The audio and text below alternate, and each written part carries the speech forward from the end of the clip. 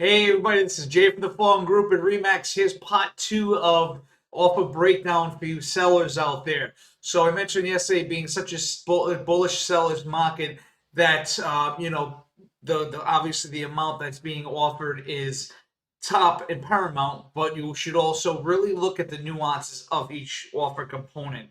And I mentioned yesterday that there were five components. The first one being the like I mentioned the asking price or the offer price for the property rather. So I'm seeing a lot of buyers agents out there. What they're utilizing is something called an escalation clause. So what this is doing is a buyer starting at a certain price. For this instance, asking price, say $300,000, and they're going to escalate if somebody else outbids them by $2,000. So now they're outbidding the highest bid by $2,000, and they're going to cap it out. And for conversations, $350,000. So what that's doing for a buyer is it's allowing them to keep more money in their pocket while potentially outbidding the highest bidder.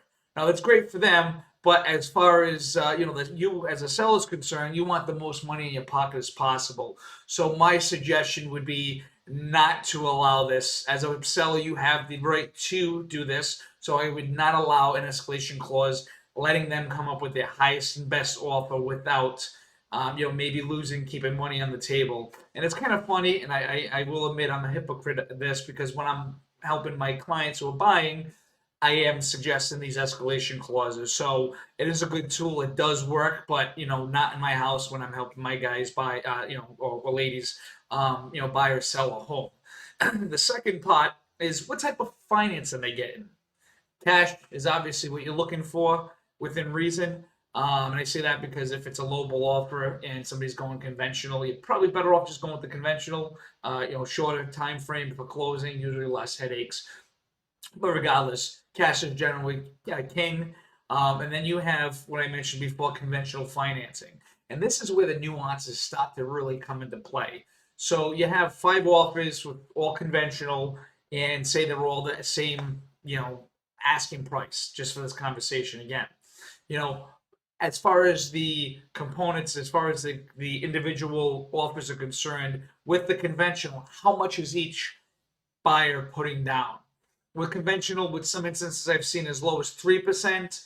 5% is usually the norm, and it can be anywhere from 5 to whatever somebody wants to put down. So if somebody's putting 5% down, and then you have somebody putting 10 or 20% down on paper, the 20% down borrower, as long as they pass that check criteria of the questionnaire that I mentioned the first time around, matches up, and it's and everything works out, that's probably the best offer. Again, depending on the other nuances of the other terms and conditions of the offer, but we're just talking type of loan at this point. So 20% down, strong as Bauer. I would suggest you purchase, moving forward with that one, because again, at the end of the day, you're looking for the least amount of risk possible.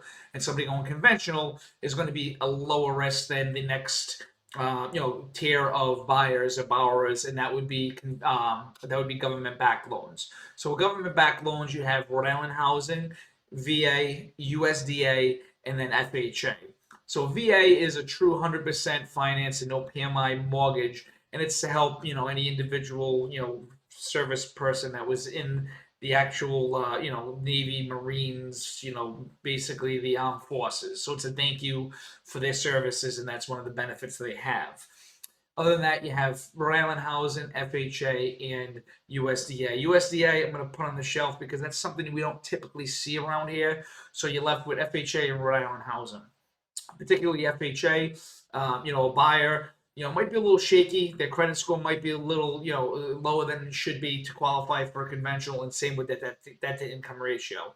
So with the government finance loans, the government's basically backing the loan, telling the buyer, the lender, if they do default, we'll take on the responsibility of the foreclosure, will be on your books. So it does allow borrowers, which is a great product, I use it all the time, but it allows borrowers who might not necessarily be able to get a loan through Rhode Island Housing or FHA.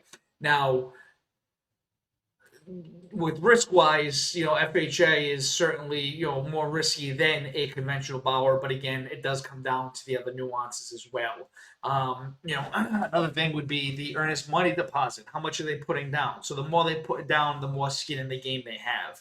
So what they'll do is and there's no amount that's a standard. But as far as the sell is concerned, the more the better. The more money they put up, the better, because a buyer's got their due diligence period of home inspection and appraisal and financing. The last two pretty much kind of bucket underneath the same category, but they can back out as long as it's in the time frame that it's allowed them to do their due diligence, and the deposit would have to be retained, go back to them. But if they just wake up and they don't want to purchase a home, they are in default, and you do have the right upon a fully signed release, and we'll go over that in another video later on.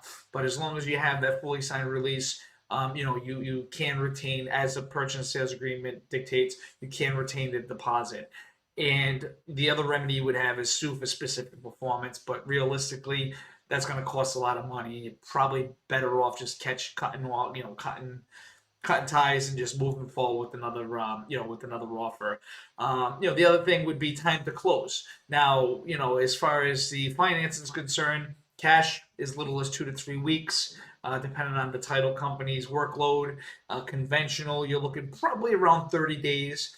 And then, anything government backed, you're looking at about 45 days to 60 days if it's a rehab loan that's involved with it. So, the time frame would definitely be very subjective to what your needs are. And then, lastly would be, other terms and conditions. Is the buyer waiving a home inspection, which would be great, for you selling your home, because you don't have to deal with any headaches that are involved with negotiating repairs or potentially having somebody back out of the deal. The second would be, do the appraisal. So with all these prices coming up and these offers being thrown out there, some of them were ridiculous. Like, I had a client who just lost out on a property, $47,000 over asking. So people are just throwing these numbers out sometimes, and quite frankly, I think it's literally what they're doing sometimes, with the hopes that the seller would pick me because it's the highest and craziest offer. Now, realistically, there's only a finite amount of value to a property. So what some buyers are doing is they're putting up a personal guarantee. They're telling the sellers, look, if it doesn't appraise, we're going to kick in 20,000, 30,000, 10,000, whatever the case may be, out of our own pocket, and that's going to basically hedge your loss if it does not appraise. Now, you don't have to do this. You can put the house back on the market and try again. And again, I'll talk about appraisals in a different video down the line. But that's pretty much your choices. And then other things. Does a buyer have something to sell, which is somewhat of a risk. Kind of, puts another, something happens, it's going to definitely throw off, all the, all the transactions that are taking place within this one. So, I always recommend something clean, first-time home buyer. If somebody has something to sell, makes it a lot easier for you. And then multifamilies, if you're selling a multifamily, there are some different nuances as well. But for this video's sake, this is just specifically condos and single families. And then there's other things, appliances to remain. Those items are kind of negotiable and relatively easy. But again, with this marketplace, sellers, you are holding the keys before you're under contract. So I do really suggest looking at all these other nuances involved. And if you are ready to sell, I'd love to give you a hand and kind of give you more of some more tips and tricks as far as really picking out the best offer that's going to suit you guys. If you do like the content, please like, share, and subscribe to my YouTube channel, which I'm growing slowly, but there'll be more videos to come. Hope all is well, and I'll talk to you soon.